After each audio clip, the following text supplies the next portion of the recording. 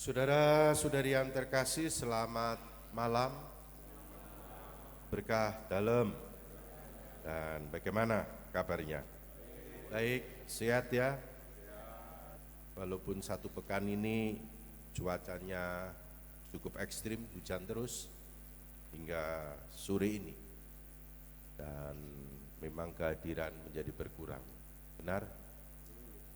Padus tapi nggak berkurang kayaknya. Tadi saya hitung sejumlah kayak biasanya. Terima kasih untuk pelayanannya. Mari kita berikan ucapan terima kasih. Nah, saudara-saudari, hari ini Minggu Paskah ke-5 hingga nanti Minggu Paskah ke-7, kita akan mendengarkan Injil tiap hari Minggu yang merupakan Injil Yohanes bagian dari sabda perpisahan Yesus dengan para muridnya.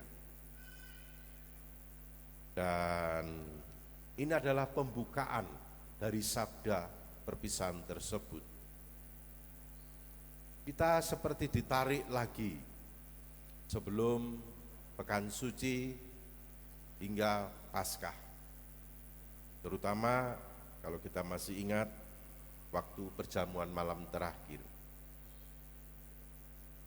Bagaimana tadi Injil Yohanes menyatakan, sekarang tiba saatnya anak manusia dimuliakan. Anak manusia kita tahu itu adalah Yesus. Dimuliakan, apa yang ada dalam cara berpikir kita tentang dimuliakan. Kita kalau ngomong mulia itu kan serba yang sukses, harus besar, harus beken, harus viral, semacam itukah? Tapi kita kemudian memahami bahwa justru ketika anak manusia berbicara tentang dimuliakan, itu berarti apa? Dia memulai perjalanan salibnya. Bahwa saat dia akan dimuliakan itu, saudara-saudari, tiba saatnya itu berarti dia memulai salibnya. Dan sebentar lagi dia akan menuju kembali kepada Bapa. Saat berpisah, mungkin Anda di tengah keluarga pernah punya momen-momen semacam itu. Ketika orang tua kita salah satu, entah bapak, entah ibu, menjelang meninggalnya, dan kita belum tahu kapan harinya. Tapi kemudian setelah meninggal kita ingat, oh makanya bapak iku pesene koyok ngene, ibu juga. Ada pengalaman seperti itu? Halo? Ada? Ya. Kalau enggak ya pasti biasanya istilahnya kepancal, iya. Lah kepancal paham. Kita pengen mendatangi tapi kedahuluan. Suasananya bagaimana? Konteksnya bagaimana? Penting. Bahwa dia akan kembali kepada Bapa, tetapi dia tidak kembali begitu saja. Dia justru melalui ketaatannya kepada kehendak Bapa. Dia taat kepada Bapa sampai dengan mau mati pada kayu salib. Anak manusia dimuliakan berarti apa? Harus melalui salib. Kematian di salib. Itu adalah kemuliaannya dalam Injil Yohanes. Maka kontras banget kalau ngomong tentang kemuliaan yang ada di dunia dengan kemuliaan justru disalibkan. Dan kita tahu persis apa ketika yang terjadi ketika dia disalibkan. Penuh kemuliaan menurut duniawi? Enggak. Yang ada adalah penghinaan. Yang ada adalah orang yang dikorbankan. Dan padahal dia berkuasa, yang sakit, yang menderita dengan berbagai penyakit disembuhkan, yang mati pun bisa dihidupkan. Tapi ketika dia ditanya tentang itu tunjukkan lagi baru saya percaya, kami percaya. Dia tidak menunjukkan itu. Karena kekuasaannya bukanlah untuk menyelamatkan dirinya, tetapi menyelamatkan manusia. Dengan cara apa? Taat kepada Bapa. Berarti apa? Kurban. Maknanya apa? Persembahan hidup. Maka kemudian anak manusia yang dimuliakan dengan cara disalibkan itu justru menunjukkan kemuliaan Allah sendiri. Oleh karena itulah tadi dia bersabda, karena anak manusia dimuliakan, maka Allah dimuliakan di dalam dia. Ada kesatuan antara anak dengan Bapa. Yang satu tidak dapat dipisahkan dari yang lain. Cara yang bisa menjelaskannya adalah kesatuan suami istri. Bahasa Jawa lagi ngomongnya lebih sigaring apa? Sigaring roti, sigaring nyo. Nah, kesatuan. Nah, inilah sabda perpisahannya bahwa dia akan dimuliakan. Maka ini penting banget. Biasanya ada pesan. Nah, inilah. Hanya sesaat dia akan berada bersama dengan para muridnya. Setelah itu dia akan dimuliakan, akan naik ke surga. Kita nanti menunggu itu. Maka itulah Yesus memberikan perintah. Yaitu apa? Saling mengasihi. Ini adalah perintah baru. Mengapa disebut perintah baru? Karena para murid harus saling mengasihi seperti Yesus telah mengasihi mereka. Yang baru adalah apa?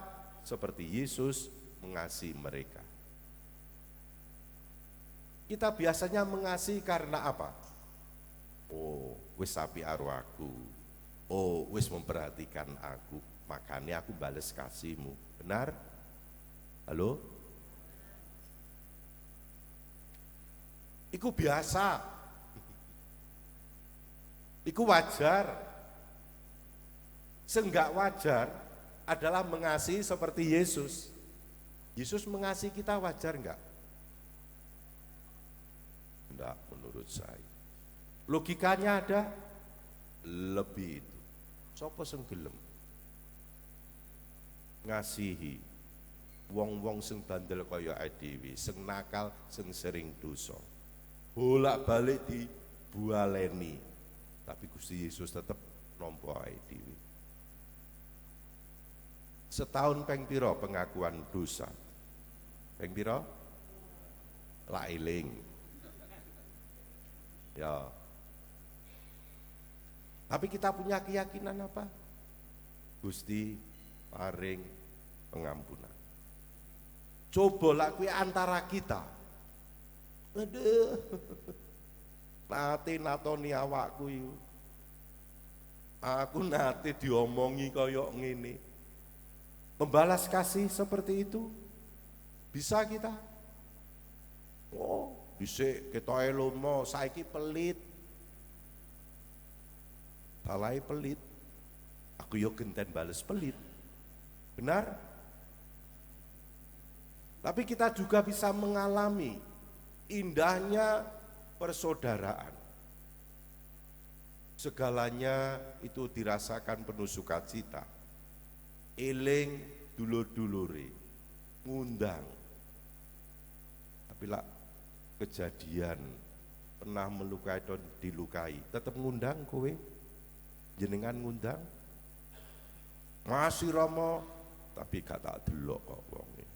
Lak mesem aku ya mlerok. Arep salaman maksud biasa itu terjadi. Tapi yang baru adalah seperti aku telah mengasihi kamu. Berarti mengalahkan diri sendiri. Seperti Yesus. Itu yang baru. Maka kemudian inilah ukurannya hidup persaudaraan di antara kita. di paroki. Maka saya sangat bersyukur sekian momen selama saya bersama Anda, penuh kegiatan, selalu ada saat kemudian eling persekutuan. Paling terakhir tadi malam ketika evaluasi kepanitiaan minggu panggilan, ada yang letuk, yoiki persekutuan ini. Beda rasa, beda cara mikir, beda ngolah hati, tidak ukurannya perasaan. Tapi karena Yesus menjadi ukurannya, Yesus menjadi kepenuhan. Maka tanda pengenal dari persaudaraan kita adalah seperti kasih ini. Maka ini harus dibedakan dengan kasih terhadap musuh, terhadap lawan. Ini adalah kasih persaudaraan di antara kita. Bagaimana dengan hidup persaudaraan di paroki kita, di lingkungan, di kepanitiaan, kegiatan-kegiatan bersama. Injil ini harus menjadi ingatan iman kita. Kalau itu yang terjadi, kemuliaan Tuhan itu ada dalam diri kita orang-orang Katolik. Ketika berjumpa, ketika berkata sesuatu, ketika berbuat bersama, tanda pengenalnya apa? Hidup kasih bersaudara. Kita tahu betapa indahnya saat mengalami itu. Tapi kita juga bisa merasakan prihatin betapa tidak mudahnya membangun hidup persaudaraan kasih. Maka hari ini Tuhan mengundang. Dia lebih dahulu mengasihi kita. Kekuatan iman itu kita peroleh dari meja altar. Kita menyambutnya. Dan harus kita bawa dalam hidup bersama. Berkat Tuhan menyertai kita.